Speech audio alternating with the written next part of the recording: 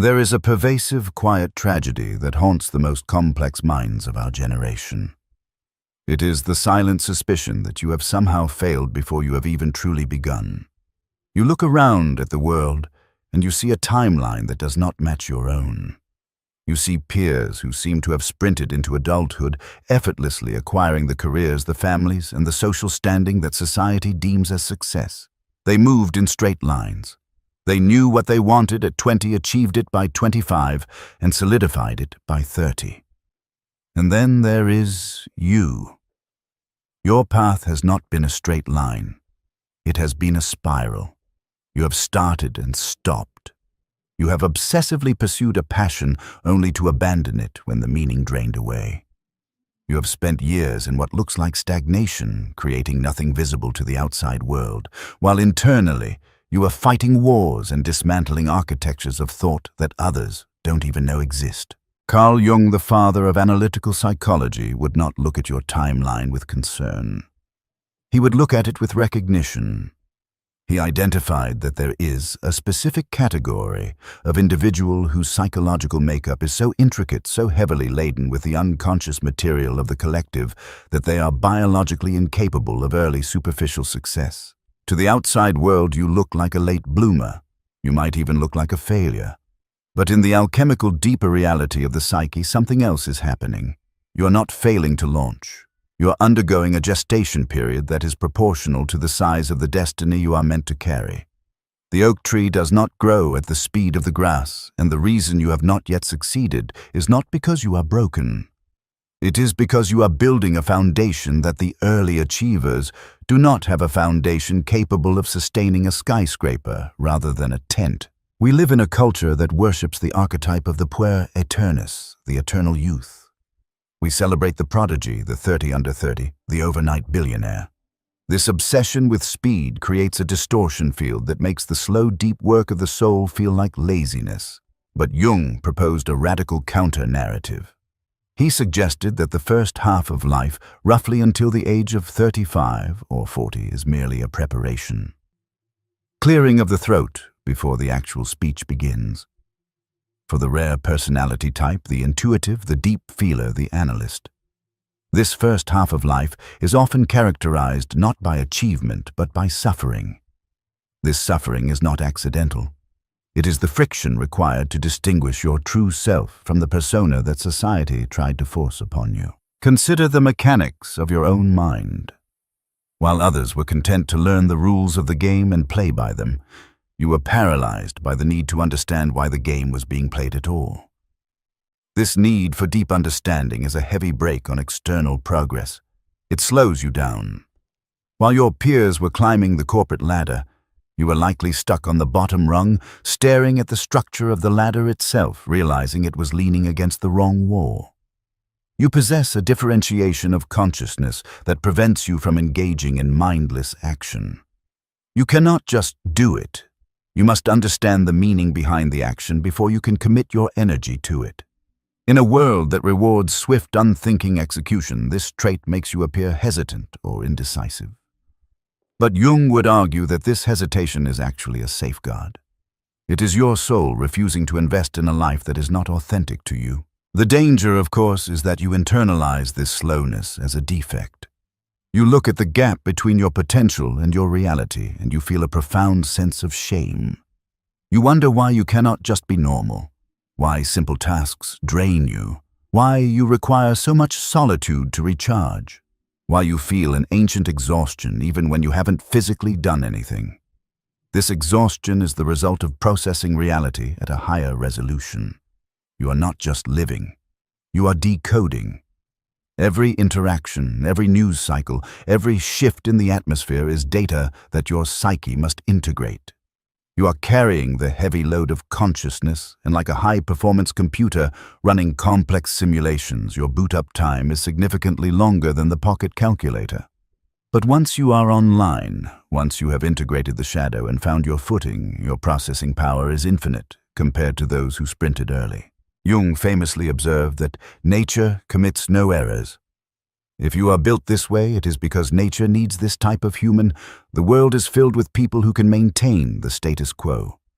It is filled with people who can follow instructions and keep the machine running, but when the machine breaks, when the old maps no longer work, when a crisis of meaning hits the collective, that is when the early achievers crumble because they have built their identities on external validation which can be taken away in an instant. This is where you enter the stage. The late success of the rare personality is not a delayed version of normal success. It is a completely different species of achievement. It is success born of resilience, forged in the fires of introspection and rooted in a self-knowledge that is unshakable because it was not given to you by the world. It was won by you alone in the dark. This phenomenon is tied to what Jung called the process of individuation. For the majority, life is a process of imitation. We copy our parents, our teachers, our culture. But for you, life has been a process of stripping away. You have likely spent your 20s and 30s losing things. Losing friends who didn't understand you, losing jobs that suffocated you, losing beliefs that turned out to be illusions. This process of subtraction is painful. It feels like you are going backward. But in alchemy, this is known as the negredo, the blackening. It is the necessary decomposition of the false self. You had to fail at being normal so that you could succeed at being you. If you had succeeded early, if you had gotten the corner office and the accolades at 25, you would have solidified a mask. You would have become trapped in a persona that was too small for your soul, and you would have woken up at 50 in a midlife crisis that would have destroyed you. Your failure was a protection mechanism. It kept you fluid, kept you searching, kept you hungry for the real thing. But the waiting room is a dangerous place. It is easy to rot there. The line between gestation and stagnation is razor thin, and many people with your potential fall into the trap of the provisional life. Jung described this as the neurosis of those who are always preparing to live, but never actually stepping into the arena. You tell yourself, one day when I am ready. When I have read enough, when I am healed enough, then I will begin. But that day never comes because the feeling of readiness is an illusion. The shift from the late bloomer to the awakened master does not happen by thinking. It happens by a specific type of action that bridges the inner and outer worlds. We must understand that your timeline is governed by the archetype of the senex, the wise old man, even when you are young. You are likely an old soul as a child, serious and contemplative. This gravity is an asset, but in youth it is a burden. It makes you heavy. While others floated on the surface of life, you sank to the bottom. But the treasures are at the bottom. The insights, the wisdom, the understanding of human nature that you have been accumulating while you felt like you were falling behind. These are the assets that become invaluable in the second half of life. The world shifts. As we move into an age of artificial intelligence and automation, the skills of the early sprinters, rote memorization following orders, basic competence are becoming obsolete. The skills of the late bloomer, deep empathy, pattern recognition, complex synthesis, and spiritual resilience are becoming the most valuable currency on the planet. You have been playing a long game in a short-term world, and finally the market is turning in your favor. However, to capitalize on this, you must understand the specific transition point you are currently facing. Jung called it the metanoia, a turning of the mind. It usually happens between the ages of 35 and 50, but for the rare personality, it can trigger earlier or later, depending on the intensity of your suffering. This is the moment where the energy that was previously directed inward towards self-analysis and defense must turn outward. It is the moment the chrysalis breaks. The pain you feel right now, the frustration of unlived potential, is not a sign that you have missed your chance. It is the pressure of the birth canal. You are being squeezed because you are too big for your current life. The failure to fit in was simply the universe ensuring you didn't get comfortable in a life that was too small for you. The primary psychological obstacle standing between you and your destiny is what Jung identified as the problem of the puer aeternus, the eternal child. This does not mean you are childish. In fact, you are likely hypermature in your intellect. But emotionally, there is a part of you that refuses to touch the ground. You live in a state of suspended animation, hovering above reality, terrified that if you commit to one specific path, you will accidentally kill off all the other infinite possibilities of who you could be. You are in love with potentiality, and because of this, you despise actuality. Real life requires compromise. Real life requires grit. Real life is often boring, repetitive, and flawed, because your mind operates in the realm of the ideal, the perfect, and the absolute. The moment you try to bring your vision down to earth, it feels like a degradation, so you stop. You retreat back into the clouds of your own mind, where everything is still perfect because nothing has been tested. This is the provisional life. You tell yourself you are just waiting for the right moment, the right partner, the right opportunity. But deep down, a terrifying thought begins to take root that perhaps you are not waiting for life to start, but that life is actually passing you by while you analyze it. This is the crisis point. This is the moment where the psychological elite often break. The pain of potential unfulfilled becomes a physical weight in the chest. You look at the normal people you once pitied for their simplicity, and you begin to envy them. At least they are living. At least they are in the arena while you are still in the stands criticizing the gladiators. But there is a solution. Jung discovered that the cure for the poor is not to grow up in the way society demands by becoming dull and compliant. The cure is work. But not just any work. It is the work that requires you to bloody your hands. It is the work of dragging your intuition down from the heavens and forcing it into physical matter. This is why so many of you feel a sudden violent urge to build something, to write, to create, or even to physically train your bodies as you age. Your soul is screaming for friction. It is tired of the air. It wants the earth. And this brings us to a crucial realization. You cannot do this alone. The isolation that protected you in your youth becomes a prison in your adulthood. You need to find the others, not to join a herd, but to find a pack. Jung often spoke of the aristocracy of the spirit, a silent network of individuals who are awake to these deeper realities. If you have been nodding along to this analysis, feeling seen for the first time in years, then you are likely part of this dispersed tribe. We are gathering those scattered minds right here. If you want to ensure you don't drift back into the unconsciousness of the daily grind, if you want to keep this channel open as a lighthouse in your feed, make the commitment to subscribe now. It is a small gesture, but it is a signal to your own psyche that you are prioritizing truth over noise. We are building the map that you have been looking for, and we need you to help us read it. Once you commit to the descent to landing your plane on the rough terrain of reality, you unlock the most potent weapon in the late bloomer's arsenal: the shadow. For the first half of your life, you were likely a good person.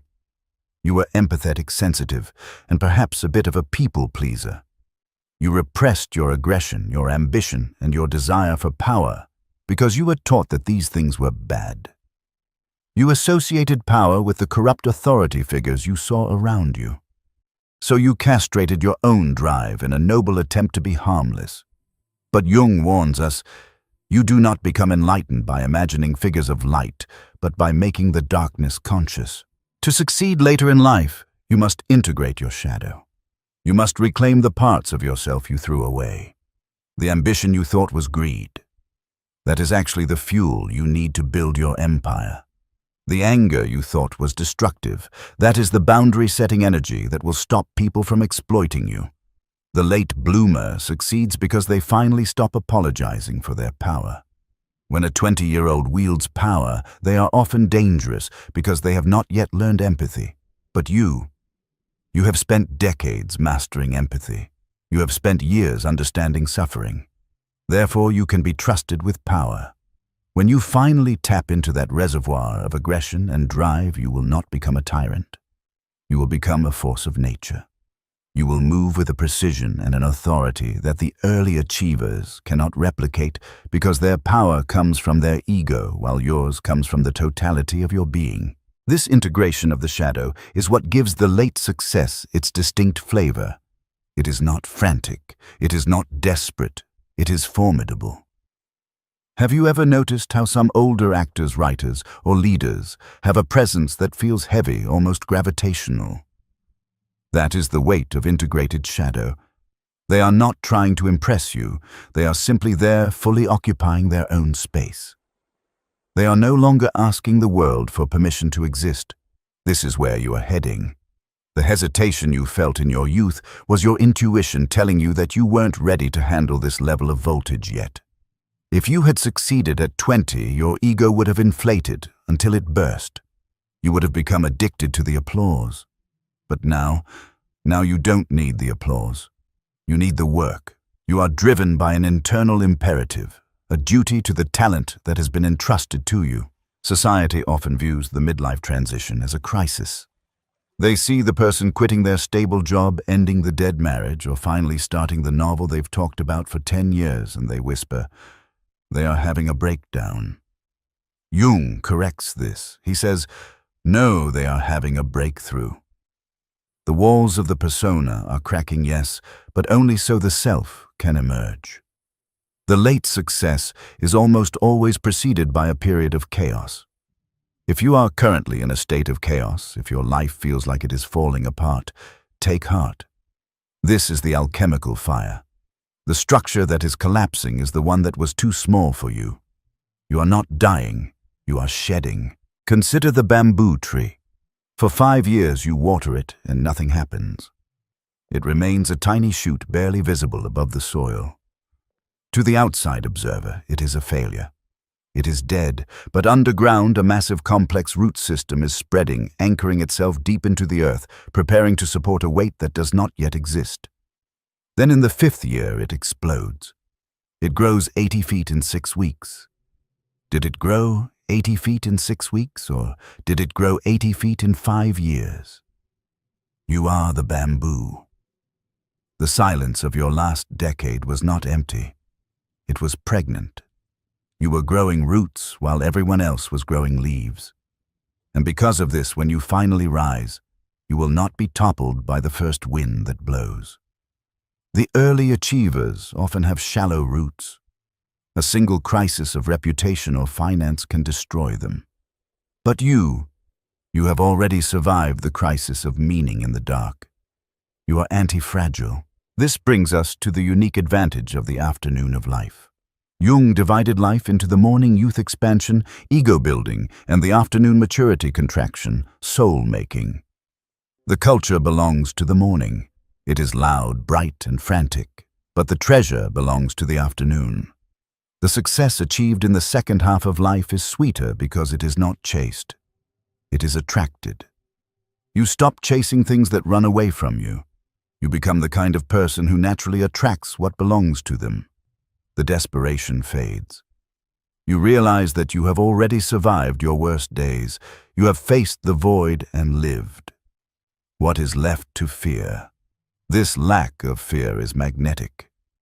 It draws opportunities, resources, and people to you like a beacon. The final and most profound aspect of succeeding later in life is the phenomenon of synthesis. For years, you have likely felt like a collection of broken parts. You have a little bit of knowledge about psychology, a random skill in design, a deep understanding of history, and a strange obsession with mechanics.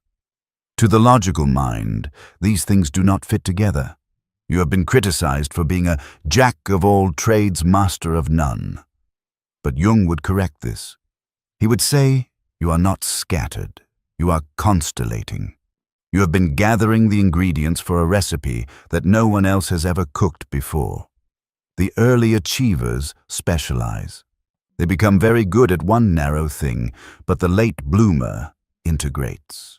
When your moment finally arrives, it does not look like a linear promotion. It looks like a sudden geometric alignment of everything you have ever learned. All the wasted time, all the abandoned hobbies, all the painful detours suddenly lock into place to form a singular, unique competence that the world has never seen. You realize that you needed the depression to understand the depth. You needed the isolation to develop the vision. You needed the technical skills to build the container. This is your magnum opus, your great work. It is not just a career. It is the complete expression of your soul's code. And because it is made of such diverse and authentic materials, it cannot be copied. You become a category of one. In a world of commodities, you become irreplaceable. This is the moment where Jung's concept of synchronicity begins to flood your life. Synchronicity is the occurrence of meaningful coincidences that seem to have no causal relationship yet are deeply connected. When you finally align your internal truth with your external actions, the universe seems to stop fighting you and starts conspiring with you. You meet exactly the right person at a coffee shop. A book falls off the shelf that answers the question you've been asking for a decade. Opportunities appear out of thin air, not because you forced them, but because you are finally vibrating at the frequency of your destiny. You are no longer swimming upstream. You are the river. The struggle of the first half of life was the struggle of resistance. The success of the second half is the power of flow. But let us be clear, this path is not for the faint of heart. It required you to walk through the desert while others slept in comfortable houses. You had to endure the label of the outcast. You had to hold on to a vision that no one else could see. And there is a specific reason why you had to carry this burden. You are not just living for yourself. You are likely the cycle breaker of your lineage. Jung believed deeply that we carry the unresolved psychology of our ancestors. The late bloomer is often the one chosen to metabolize the trauma, the fear and the limitations of their family line. You couldn't succeed early because you were busy cleaning up the psychic debris of generations. You were doing the heavy lifting for your bloodline. Now that the cleaning is done, the road is clear. You are free to run. And when you run for all of them. Your success will be the vindication of your suffering. It will be the proof that the long, dark road was leading somewhere all along. You will stand as a living testament to the fact that it is never too late to become who you might have been. But you must remain vigilant. The old habits of the waiting room are sticky. The addiction to passivity, to analyzing rather than doing, will try to pull you back. You must protect your momentum with everything you have. This creates a new imperative. You cannot afford to waste any more energy on things that do not serve the great work. You cannot afford relationships that drain you, habits that numb you, or information that distracts you. Your energy is now the most precious resource on earth. You need to learn how to seal the leaks in your vessel. If you are still feeling the drain of toxic people or finding yourself exhausted by the emotions of others, it is a sign that your boundaries are still porous.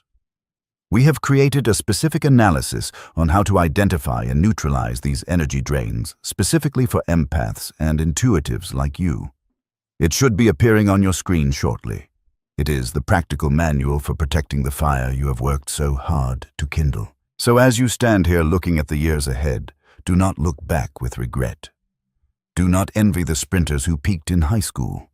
Do not envy the ones who found the easy path. They have their reward, but you have something else. You have the depth of the ocean. You have the resilience of the ancient redwoods. You have a mind that has been sharpened by the whetstone of silence. Your time was never then. Your time is now. The curtain is rising, the audience is waiting, and finally, for the first time in your life, you are ready to play your part. You sit before me and I see the tremor in your stillness, not in your body, but beneath it, in the marrow of your silence. You carry a quiet that was never chosen but inherited, shaped over years of contortion and accommodation. Your voice is soft, not because you lack strength, but because it has been spent soothing storms that were never yours. Your presence has always been asked for, expected, devoured. And yet now that you withdraw gently, almost invisibly, it echoes louder than any scream. You do not leave with rage. You do not slam the door. You simply vanish, and the emptiness you leave behind becomes a mirror. Not for you, for them. And still you question yourself. You wonder if this ache is abandonment, if this boundary is betrayal, if walking away makes you cold, hard, unforgiving. But let me tell you something. You were never told what you feel now is not the cruelty of turning away. It is the sacred rupture of turning inward. You were not born to be a sponge for everyone else's wounds. You were not shaped in the womb to become a sacrificial vessel for other people's shadows. But somewhere along the way you learned, maybe as a child, maybe in the tender confusion of early love, that love must be earned, that peace must be bought, that your worth is a transaction paid in emotional labor. You see, this was never a conscious decision. It was an unconscious pact, a survival strategy, a psychic agreement forged in the fires of unmet needs and unspoken fears. Jung once wrote, "Until you make the unconscious conscious, it will direct your life and you will call it fate." And now you are beginning to awaken to the fate that was never yours. The empath archetype, so revered, so misunderstood, is not merely a temperament. It is an identity born from fracture. You learn to read emotions like scripture because your safety depended on it. You learn to merge, to anticipate, to soothe, because if others were calm, maybe you could breathe. If others were whole, maybe you could rest. But you never rested. You only folded deeper into yourself, silencing your hunger, your grief, your rage. And now something stirs. A voice not from ego, but from the self, the totality of who you are, conscious and unconscious, shadow and light. It is not loud, but it is undeniable.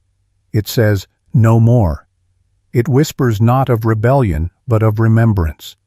It does not demand vengeance.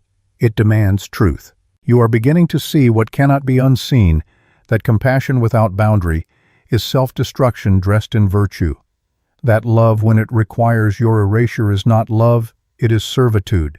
That healing others while you bleed is not nobility, it is abandonment of you, by you.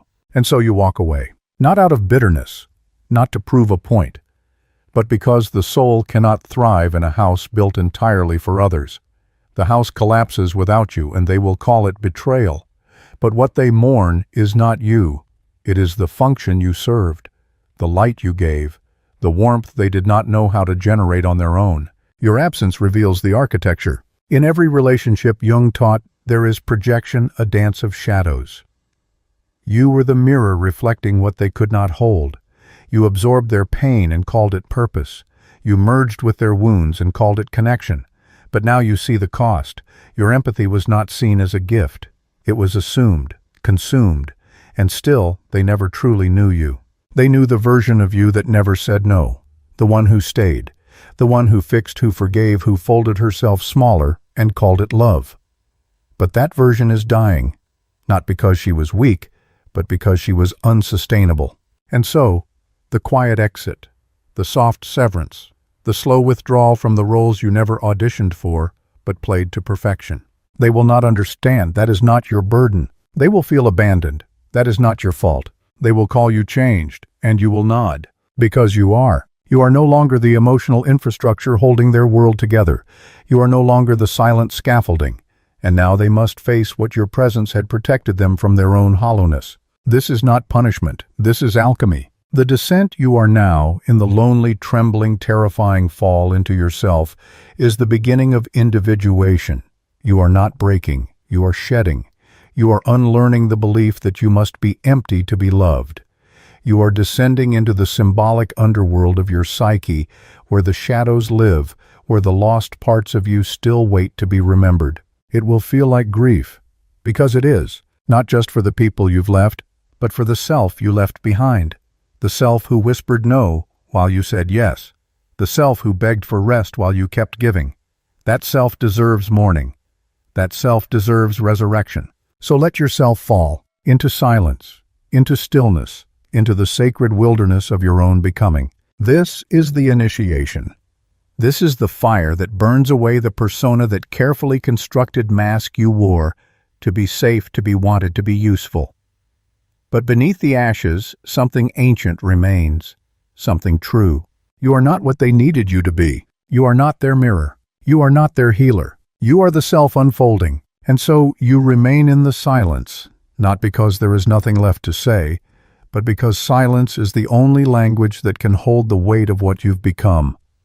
You are not running. You are not hiding. You are standing still for the first time, and the ground beneath you trembles not from weakness, but because it is shifting to meet the truth of your being. There is a strange grief in this stillness. It does not scream. It does not demand. It simply aches. And in this ache you begin to meet the shadows, the ones you tried so hard to avoid by healing others, by fixing chaos, by being needed.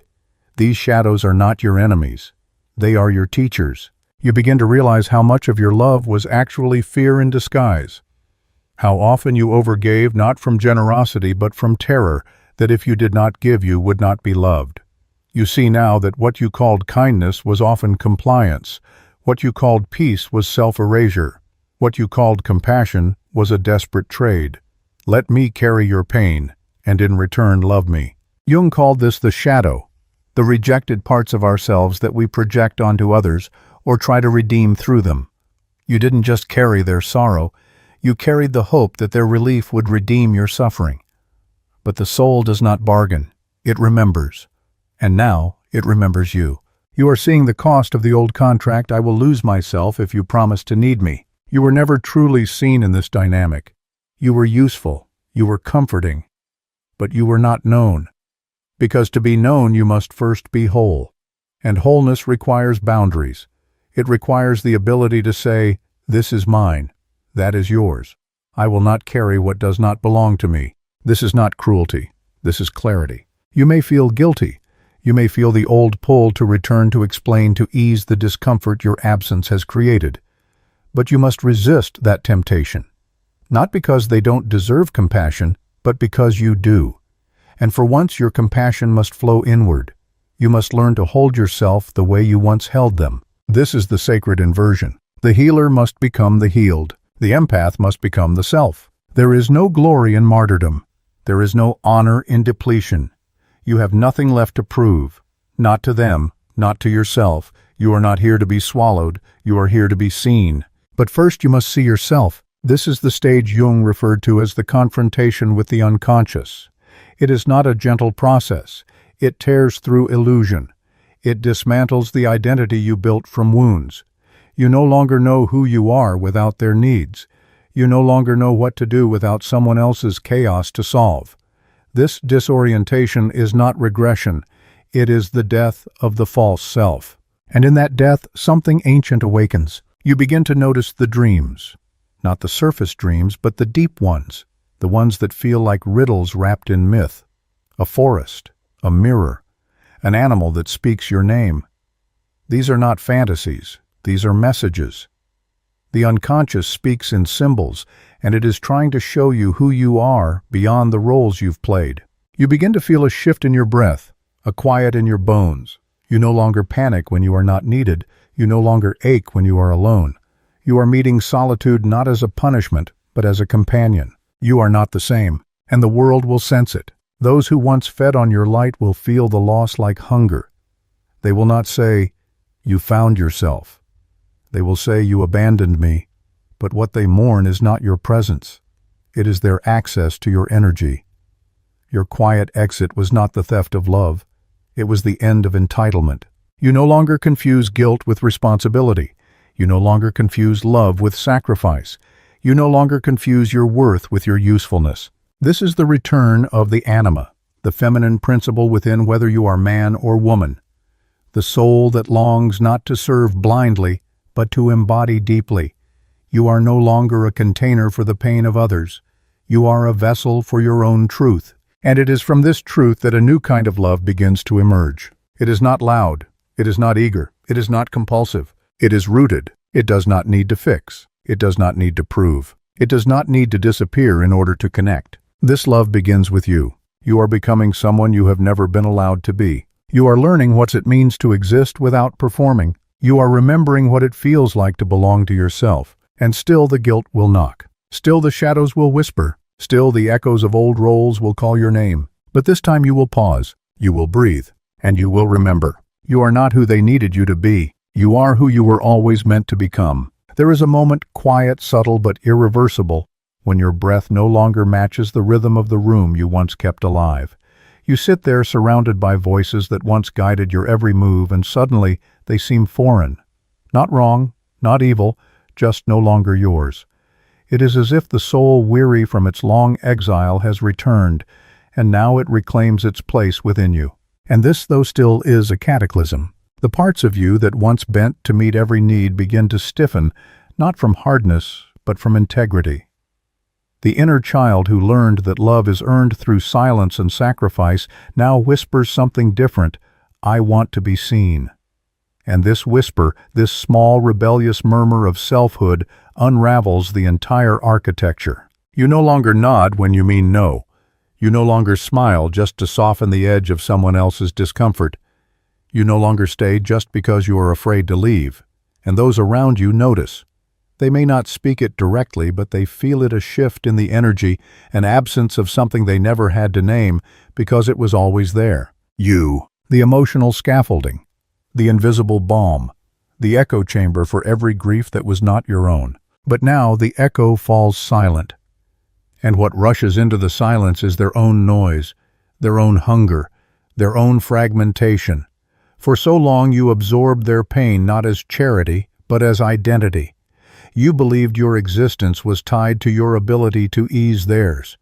But now the cord has been severed, and what remains is not vengeance. It is revelation. Jung wrote, "One does not become enlightened by imagining figures of light, but by making the darkness conscious." And now you are beginning to see the darkness not just theirs, but your own. Not as evil, but as essential. You see the part of yourself that clung to their need as proof of your worth. You see the one who feared being unnecessary more than being unhappy.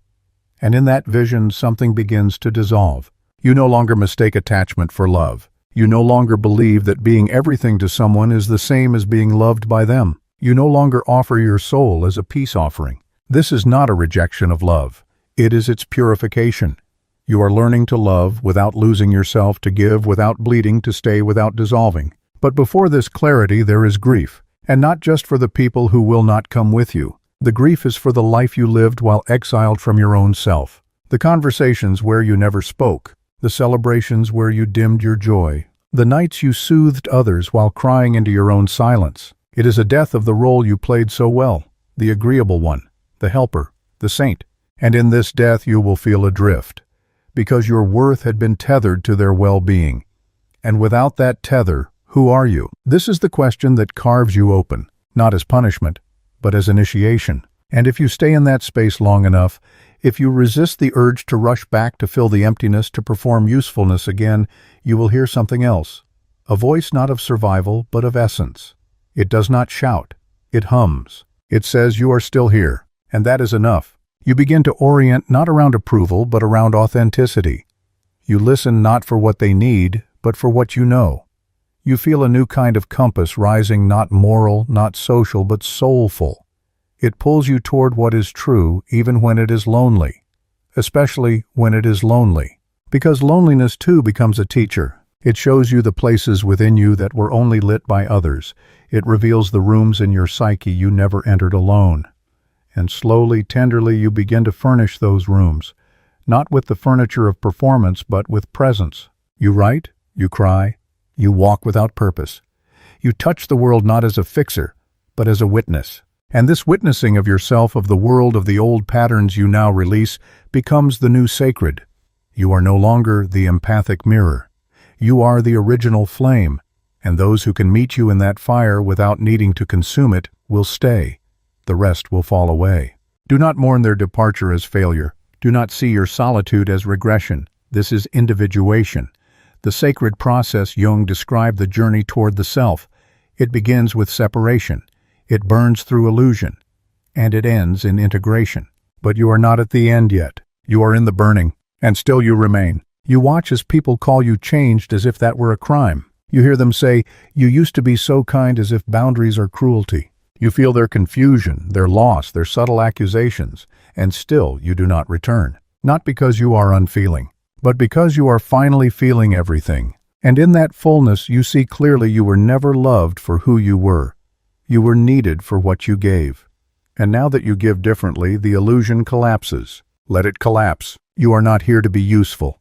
You are here to be whole. And so the collapse continues. Not violently, not all at once, but in waves, each one peeling back another layer of who you were told to be. Another mask, another habit of self-abandonment disguised as love. And as these old layers fall, the soul underneath begins to breathe again. Not for anyone else, not for their comfort, for itself.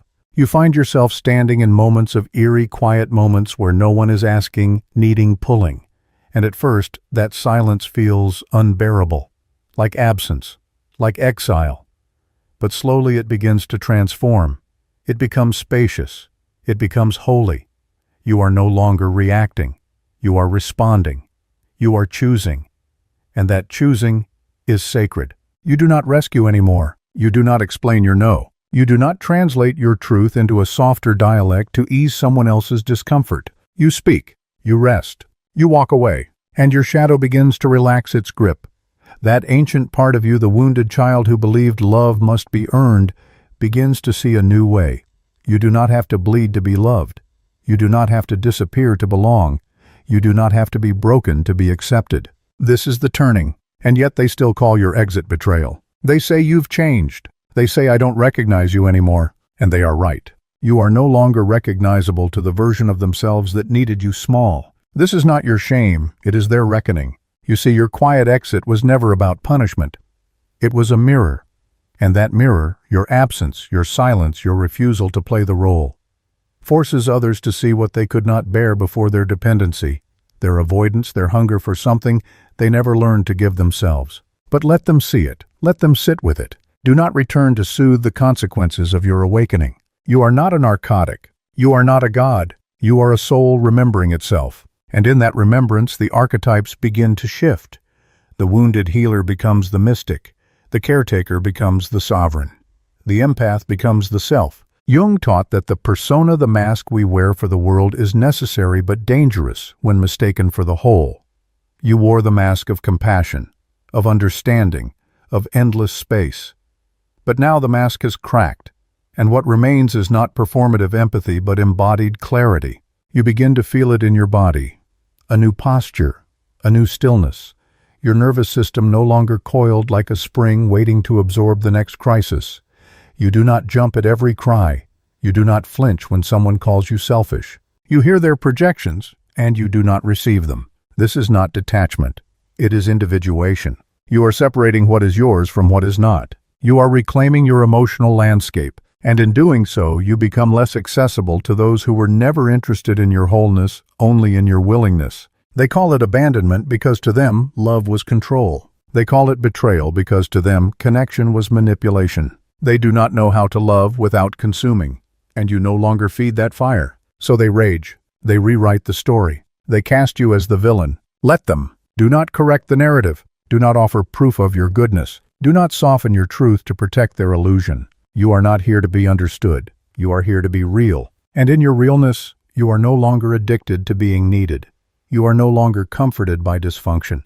You are no longer seduced by the old pattern, if I can carry their pain, I will earn their love. You now know the cost. You now know that rescuing is not the same as relating. You now know that compassion without discernment is exploitation in sacred clothing. So you sit with yourself, in the quiet, in the loss, in the liberation. And it is not easy. It is not neat. It is not triumphant in the way stories promise. There are no applause breaks. There are no saviors coming to validate you. There is only the mirror. And in that mirror, you begin to see the one you lost. The you who loved without being asked to fix. The you who danced without waiting to be watched. The you who cried without shame. That self is not gone. She was buried beneath years of performance.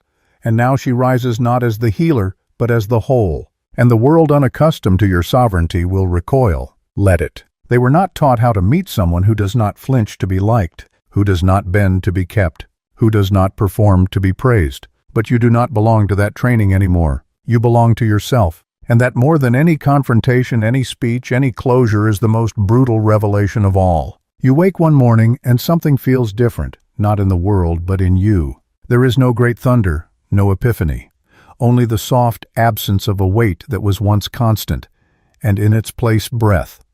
Not the shallow breath of anticipation or bracing, but the deep involuntary rhythm of a body that no longer expects to be used. For so long you measured your value by your ability to hold others, to soothe their chaos, to mirror their sorrow, to carry what they discarded. But now you walk through your day with a quiet question echoing at the edges of your thoughts. What if I was never supposed to carry that? Not as defiance, not as anger, but as clarity. And in that clarity you begin to see what Jung called the anima, and animus, the inner feminine and masculine energies, the sacred marriage within. You are no longer reaching outward to find what you exiled from yourself. You are becoming your own sanctuary. This is what integration looks like. Not perfection, not balance, but union. You are no longer fragmented, torn between roles and needs and expectations. You are not just the empath. You are the dreamer, the protector, the wild one, the seer. And in the stillness of your reclamation, all of them return. It is not always comfortable. You still feel the phantom pull of your old identity. You still hear echoes of the guilt, the fear, the ache to be needed. But now you pause. You ask, is this true or is this familiar? And slowly your nervous system begins to learn a new language. The language of enough. Enough without proving, enough without bleeding. Enough simply by being. The people who once fed on your overgiving begin to drift. Not because you cut them off, but because they no longer recognize you. You are no longer vibrating at the frequency of self-sacrifice. And so their hooks cannot find you. This is not loss, this is alignment. What falls away was never love, it was contract. A silent agreement: I will disappear if you promise not to leave. And now that agreement is dissolved. You are learning to love without disappearing. You are learning to stay with yourself even when others do not stay. You are learning that solitude is not exile, it is soil. And in that soil something new begins to grow, not all at once, not dramatically, but slowly, insistently, a flicker of joy, a moment of art, a breath that feels like truth. You begin to notice what you never had time to feel: the colors of the world when they're not filtered through someone else's pain. You walk past a tree and it moves you. You hear a song and it breaks you open. You look in the mirror and for the first time you do not flinch. This is the sacred return. The return to the self, not the persona, not the projection, not the performance, but the original you, the one who existed before the role, before the silence, before the survival. And from this self your energy becomes rare. It no longer leaks. It no longer attaches indiscriminately. It no longer seeks to be devoured. Instead it radiates, softly, fiercely, unapologetically. And those who find you now do not cling. They do not drain. They recognize. Because they too have walked through the fire. They too have shed the illusion. They do not ask you to be anything but what you are. At first this ease is unfamiliar. Your body flinches in its presence, waiting for the catch, the collapse, the demand. But there is none. And slowly you learn to relax, to trust, to stay. This is how the soul heals. Not through understanding alone, but through new experience. You are writing new code into your nervous system. Not just in thought, but in relationship, in choice, in silence. And the world feels different. Not because it changed, but because you did. You no longer see through the lens of being needed. You see through the lens of being. And this being does not perform. It does not adjust. It does not plead. It simply exists, and that existence becomes its own gravity. Those who once manipulated you with guilt or praise find no entry point. Those who once adored you for your flexibility now fear your spine. And those who once loved you only in your service now vanish in the face of your sovereignty. Let them go with the same grace you once gave them when you stayed. They were not meant for this version of you. They were meant for the one who disappeared. And you are not that person anymore. You are no longer the emotional architecture of others. You are your own cathedral. There is a holy quiet that comes when you no longer beg to be understood. You do not harden. You do not retreat in bitterness. You simply stop explaining yourself. Not as an act of defiance, but of liberation. There is nothing left to justify, no story to protect, no image to uphold. You have exited the stage, and now in the sacred backstage of your life, the real work begins, not to prove your worth, but to embody it. For so long you were a mirror, reflecting what others refused to see in themselves. You absorbed, you soothed, you held space so vast, so unrelenting that even the void in others felt cradled. But mirrors do not speak.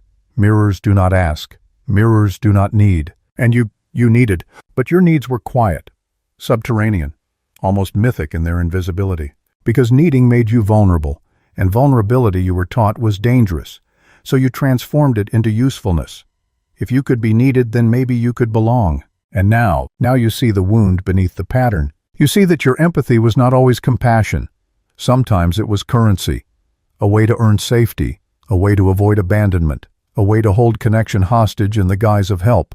And this truth does not make you cruel. It makes you conscious. This is the confrontation with shadow, the sacred unveiling of the part of you that clung to pain because it felt familiar.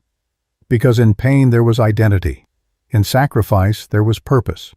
But the soul does not thrive in servitude. It longs for freedom for integration, for wholeness, and you are beginning to taste it, at first only in moments. A breath where you do not rush to reply, a pause where you choose not to comfort what is unasked for, a choice to say no and let the discomfort fall where it may. And that discomfort is not yours to carry. You begin to see it now. Every time you absorbed what wasn't yours, you fractured. Every time you held space you didn't have, you vanished. Every time you said yes with a mouthful of no, your soul split a little further from itself. But now you are calling those pieces home, not with force, not with apology, but with stillness. You are no longer siphoning your life force to maintain someone else's illusion of harmony. You are no longer abandoning yourself to keep the peace. Because peace that requires your silence is not peace. It is performance. And the performance is over. The curtain has fallen. And what remains is the stage stripped bare, the true landscape of your life. Raw, honest, without decoration. And you standing there not as the role but as the actor who remembers, I was never the script. I was never the costume. I was always the soul beneath it. You feel the grief again. It returns in waves, not just for what you lost, but for what you gave away so easily, so young, so unconsciously. Your time, your light, your presence, your truth. You mourn not just the relationships that ended, but the self that was never truly seen inside them.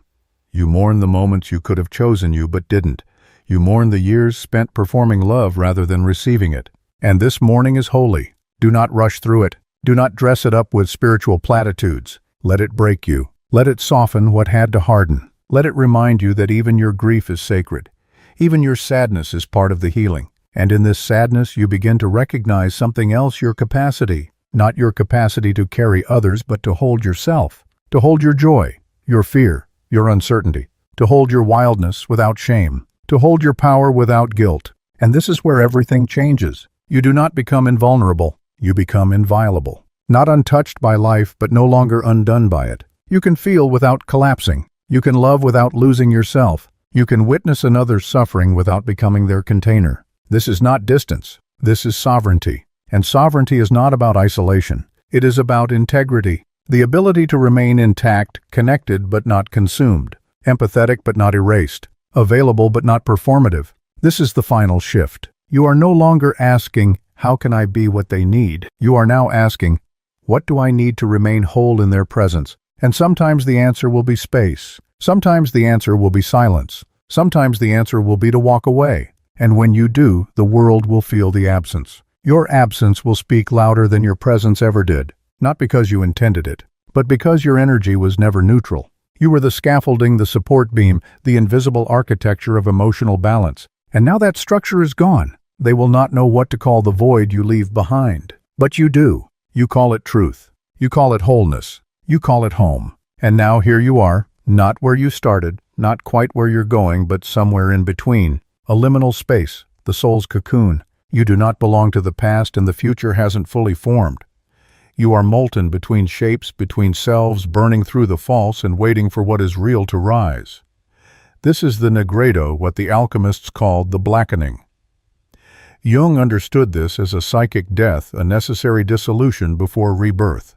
And it hurts. God, it hurts. Not like sharp pain, but like a slow unbinding. A dull ache in the bones of your identity. The kind of pain that doesn't scream, it hums. Like grief. Like remembering. Like becoming. You find yourself weeping without cause. Laughing without joy. Sleeping without rest. Because something in you is unraveling, not your sanity, but your programming. The parts of you that once kept you safe are losing their grip. The part that over-explained. The part that feared silence. The part that needed to be the balm, the bridge, the answer. They are falling away, and in their place emptiness. Do not rush to fill it. This emptiness is not lack. It is possibility. It is the sacred space into which the self can emerge. And the self, as Jung taught, is not a perfected ego. It is the totality of your being, light and shadow wound and wisdom child and elder. It is not someone you become. It is someone you remember, someone you reclaim. But to do so, you must let go of who you thought you had to be. You must bless the ashes, and in those ashes you find gold. Not the gold of applause or validation, the gold of truth, of simplicity, of finally breathing in your own skin. You no longer need to be impressive. You no longer need to be understood.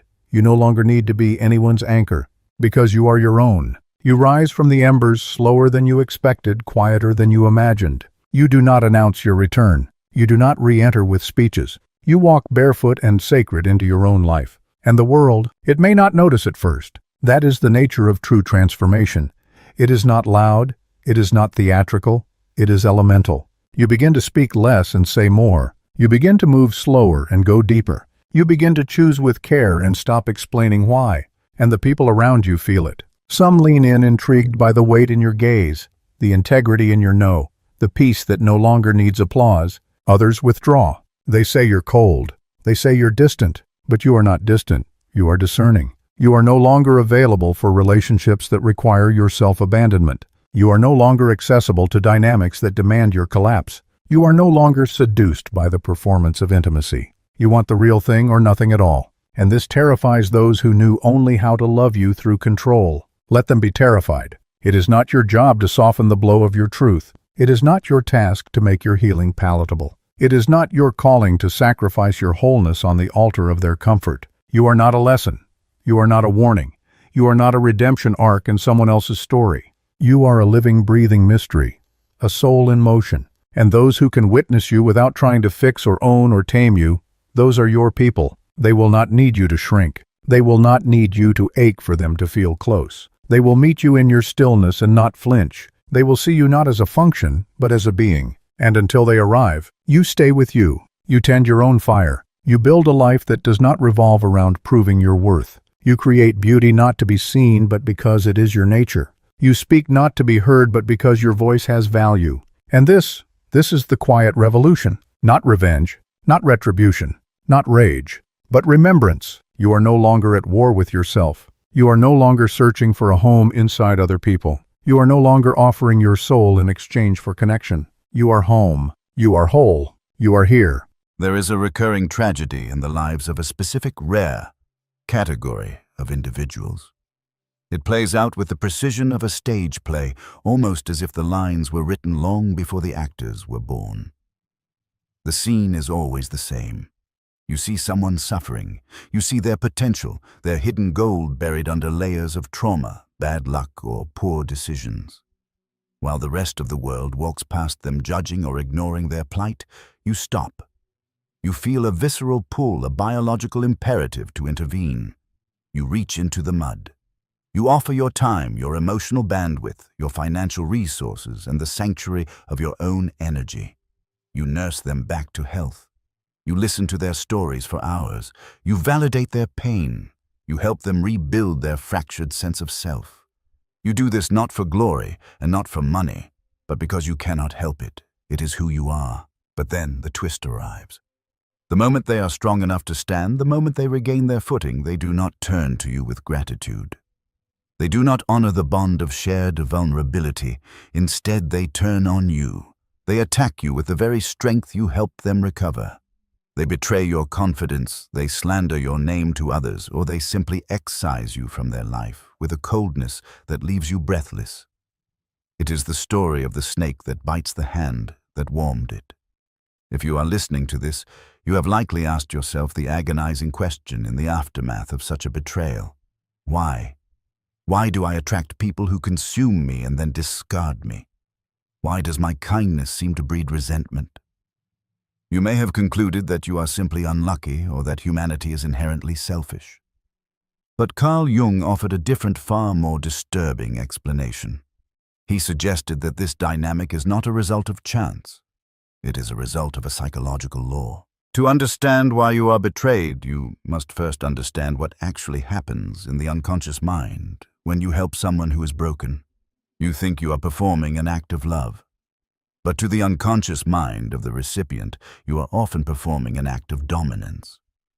Jung spoke extensively about the concept of psychological projection and the balance of power within the psyche. When someone is in a state of chaos, they feel small, fragmented, and powerless. When you step in as the helper, the fixer, the counselor, you inevitably position yourself as the whole one, the strong one.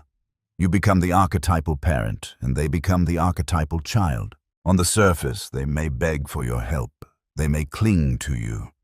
But deep in their shadow, a seed of resentment is planted the moment you extend your hand. Why? Because your very presence is a constant reminder of their own inadequacy. Every time you offer a solution, you are silently demonstrating that you have the answers and they do not. Every time you show emotional stability, you are highlighting their emotional volatility. You become a living mirror, and when they look at you, they do not see your kindness. They see a reflection of their own failure. Jung warned that people will do anything, no matter how absurd, to avoid facing their own soul. By being the one who has it together, you inadvertently force them to face the reality of their own brokenness. You become the container for their shame. As they begin to heal, thanks to your efforts, their ego begins to rebuild itself. But a fragile ego cannot tolerate the feeling of being indebted. In the economy of the psyche, there is a concept known as psychic debt. When you give so much gifts of the soul that can never be repaid with money, you create an imbalance so severe that it threatens the autonomy of the other person. They subconsciously realize that they can never repay you. They can never equal the score. This creates an intolerable tension. To a developing ego, this debt feels like slavery. And since they cannot pay you back with love because they do not yet love themselves, they pay you back with the only currency they have: destruction. By betraying you, by hurting you, by bringing you down to their level, they effectively cancel the debt. If they can prove that you are not so perfect, that you are just as flawed, angry, or weak as they are, then they no longer have to feel inferior to you. The betrayal is not personal. It is a desperate attempt to regain their psychological independence. Furthermore, Jung introduced the concept of enantiodromia, the tendency of things to change into their opposites. The brighter the light you shine on someone, the darker the shadow you cast. You, with your intense empathy and rare psychological architecture, often embody the archetype of the magician or the healer for these individuals. You see the truth of who they could be. You hold the vision of their highest self, but this vision is a heavy burden for them to carry. When you look at them with those eyes that see everything, you are implicitly demanding that they rise to meet that potential. You are asking them to grow up. And for the unconscious human being, the demand to grow up is met with a primal rage. They may have come to you seeking comfort, but you gave them transformation. Comfort is easy. Transformation is painful. It requires the death of the old self. When the pain of that transformation becomes too great, they will look for a scapegoat. And who is the most convenient target? The person standing right in front of them holding the mirror. The person who initiated the process. You. They project their internal war onto you. Suddenly, you are no longer the supportive friend. In their narrative, you become the controlling tyrant, the manipulator, the one who thinks they are better than everyone else. They rewrite history to make you the villain, because if you are the villain, then they are the victim, and victims are not responsible for their actions. This narrative shift allows them to walk away without the guilt of their betrayal. This leads us to an uncomfortable truth about the type of people you attract. You do not attract these people by accident. You attract them because your light acts as a beacon for the darkness. Jung observed that the unconscious seeks balance. If you are operating with a high degree of consciousness, if you are striving for integration and truth, you create a vacuum that pulls in the unintegrated and the false. It is a magnetic attraction. The vampire needs the blood. The chaotic needs the ordered. But there is a trap here that Jung identified, one that is specific to the empathic or intuitive personality. It is the trap of identifying with the savior archetype. We must be brutally honest here. Why do you help? If you strip away the altruism, the kindness, and the social niceties, what is the raw emotional payoff you get from being the one who saves? For many with this rare personality structure, helping others is a way to maintain control. It is a way to keep the world safe. If you can fix the people around you, if you can predict their crashes and prevent their spirals, then you don't have to deal with the unpredictability of their chaos. But more deeply helping others can sometimes be a defense mechanism against your own shadow. Jung famously said, "Every form of addiction is bad, no matter whether the narcotic be alcohol, morphine, or idealism." Yes, idealism can be an addiction. The addiction to being the good one, the stable one, the wise one. When you become addicted to the role of the helper, you unknowingly strip the other person of their dignity. You prevent them from hitting rock bottom, which is often the only place where true change can occur. By saving them from the consequences of their actions, you interrupt their karmic cycle. You stand between them and reality. And reality always wins. When you block reality from hitting them, reality hits you instead. The betrayal you experience is often the universe correcting the imbalance you created. You took on a burden that was not yours to carry. You tried to play God in someone else's life. And the price for playing God is always crucifixion. This brings us to the specific mechanics of the betrayal itself. You will notice a pattern in how it happens. It usually occurs right at the moment of a breakthrough. Just when you think they are turning a corner, just when the project is about to succeed or the healing seems to be taking root, that is when the knife comes out. This is because of the terror of the threshold. As they approach the threshold of becoming a new person, the resistance of their old ego reaches its peak. They look at the freedom you are offering, and they are terrified. It is easier to destroy the guide and run back to the familiar prison than to step into the unknown. You are the guide. You are the reminder of the journey they are too afraid to complete. So they kill the guide to kill the journey. Moreover, we must speak of the mana personality. Jung used this term to describe a personality that is charged with a commanding, almost magical energy. Because of your rare psychological makeup, your ability to see patterns, read emotions, and anticipate the future, you possess a certain mana, a spiritual power. Weak or empty individuals are drawn to this power. They want to consume it. They think that by being near you, by being your friend or lover, they will absorb this power by osmosis. They mimic your language, they adopt your hobbies, they copy your mannerisms. It feels like flattery, but it is actually theft. They are wearing your skin. But eventually they realize that mimicking you does not give them your essence. They realize they cannot steal your soul. And this realization turns into a furious envy. Envy is the most destructive emotion in the human repertoire. It is not just, I want what you have. It is, I want you to not have it. When they realize they cannot be you, they decide that you must be destroyed so that your existence no longer highlights their emptiness. This is why the betrayal is often so personal and targeted. They attack the very qualities they once praised. They mock your sensitivity. They call your intuition craziness. They label your deep thinking as obsession. They are trying to smash the mirror. Consider the timing in your own life. Think back to the last major betrayal.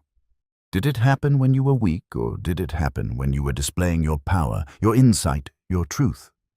It almost always happens when you are in your power. This is because your power triggers their latent inferiority complex.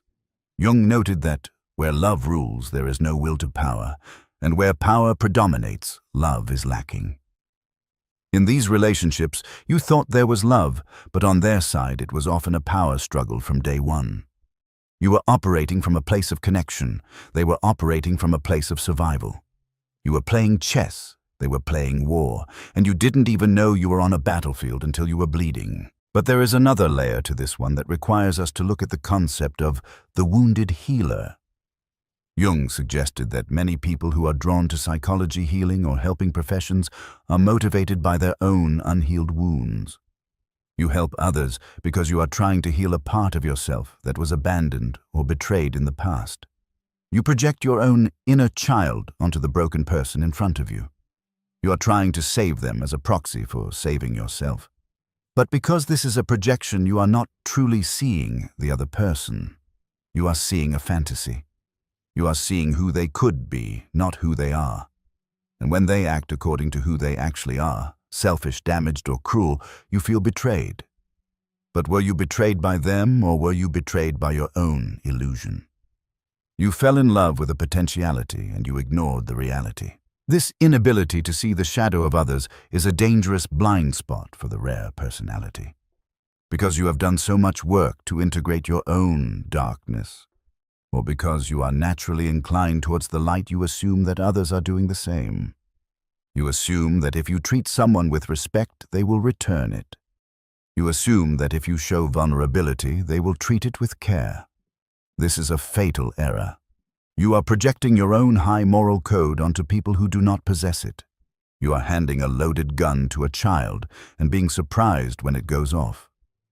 Jung would argue that this is a failure of discernment. It is a failure to recognize the otherness of the other. Not everyone is like you. Not everyone has a conscience. Not everyone wants to be saved. Recognizing this does not mean you must become cynical. It does not mean you must close your heart, but it does mean you must upgrade your operating system. You must move from a naive compassion to a wise compassion. Naive compassion gives blindly. Wise compassion gives strategically. Naive compassion assumes everyone is good. Wise compassion understands that every human being has a shadow capable of immense malevolence, including the people you love, especially the people you help.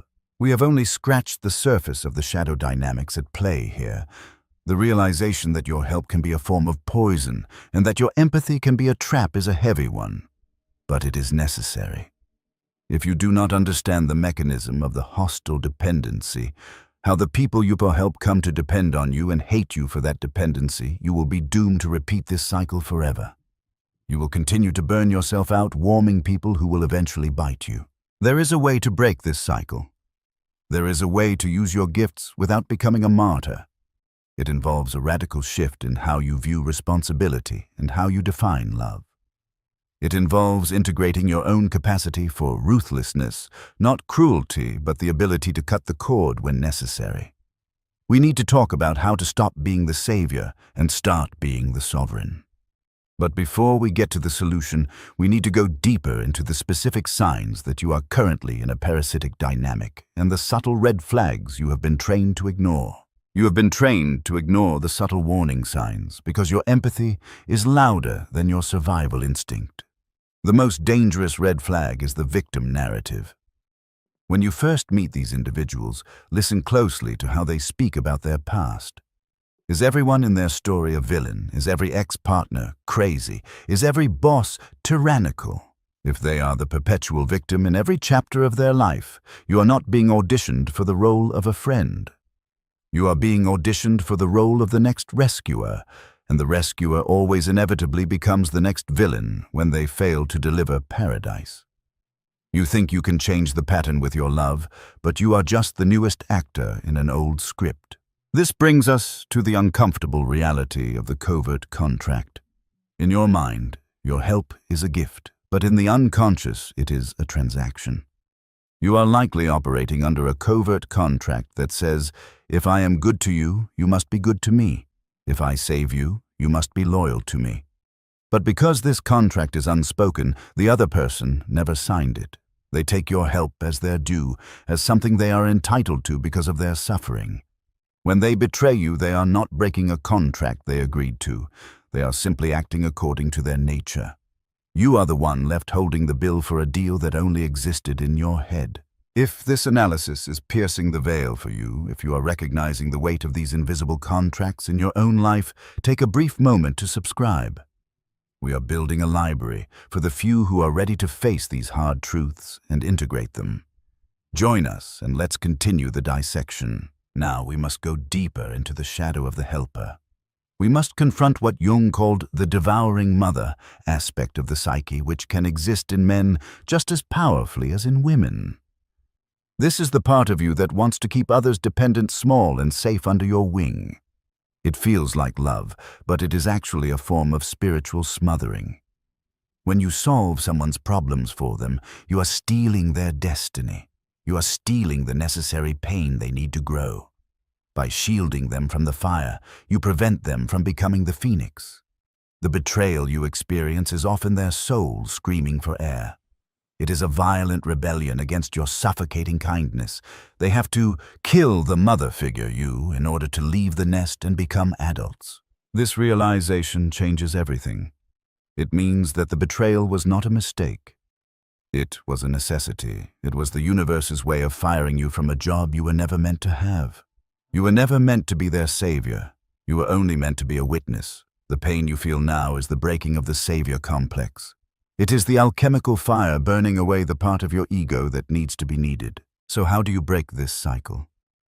How does the rare personality navigate a world full of people who need help without being destroyed by them? You must transition from the archetype of the savior to the archetype of the sovereign. The savior leans in. The sovereign stands back. The savior tries to fix. The sovereign observes.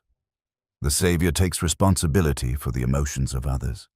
The sovereign holds a boundary that allows others to experience their own consequences. This is not coldness, it is a higher form of love. It is the love that respects the other person enough to let them fail. It is the love that says, I trust your soul's journey enough to not interfere with your lessons. When you meet someone in pain, you must learn to keep your hands in your pockets. You can offer a listening ear, you can offer a word of truth, but you must not offer your life force. You must not jump into the hole with them. You throw down a rope, but you keep your feet firmly planted on solid ground.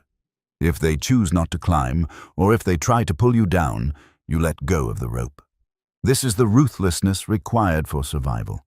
Jung said, one does not become enlightened by imagining figures of light, but by making the darkness conscious.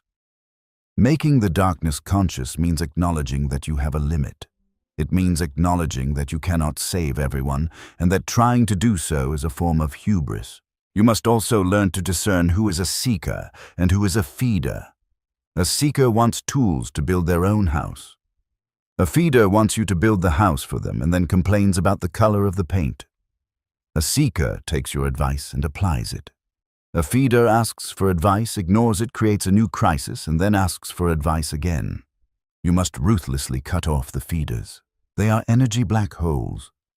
No amount of love will ever fill them because the hole is inside them, not outside. The ultimate protection against betrayal is to have nothing to betray. This sounds paradoxical, but it is the essence of detachment. If you help with zero expectation of return, not even the expectation of gratitude, you cannot be betrayed. If you help only when it costs you nothing of your essential vitality, you cannot be depleted. You must reach a place where your self-worth is entirely independent of your utility to others. You are valuable not because of what you do for people, but because of who you are. This is the hardest lesson for the rare personality. You have spent your life believing that your value lies in your high-functioning insight, your ability to heal your capacity to endure other people's burdens. You have been the strong one for so long that you have forgotten how to just be. The betrayal disrupts this identity. It forces you to look in the mirror and ask, who am I when I am not saving anyone? In that silence, in that void, left by the people who walked away, you will find yourself. You will find that you are enough. You will find that your energy is a sacred resource that belongs to you first. You are the guardian of your own temple. Do not let anyone enter with muddy shoes just because they have a sad story. The path forward is one of discernment and boundaries. It is realizing that your empathy is a gift to be cherished, not a commodity to be distributed to the undeserving. The next time you feel that pull to save someone, pause. Ask yourself, am I helping them to empower them, or am I helping them to soothe my own anxiety? Is this person capable of reciprocity? Am I acting from love, or am I acting from a need for control? The betrayal you suffered was a severe mercy. It liberated you from a parasitic connection. It gave you back your time, your energy, and your life. Do not waste this freedom by looking back in anger. Look forward with wisdom. You have graduated from the school of naive altruism. You are now ready for the masterclass of conscious creation. The world needs you. But it needs you whole. It needs you strong. It needs you standing in your power, not bleeding out on the floor of someone else's crisis. Be the lighthouse, not the lifeboat. The lighthouse stands firm on the rock. It shines its light for all, but it does not run into the storm to chase the ships. It stays true to its position. Those who look for the light will find it. Those who ignore it will crash against the rocks. And that is not the fault of the lighthouse. If you are ready to build this sovereign mindset, if you are ready to learn the practical tools of psychic self-defense and shadow integration, there is a specific path you can take next. We have curated a deep dive into shadow work for the empath, which serves as the manual you should have been given at birth. It is the video appearing on your screen now. It is the next step in reclaiming your power. Click it and let's stop the bleeding and start the rising.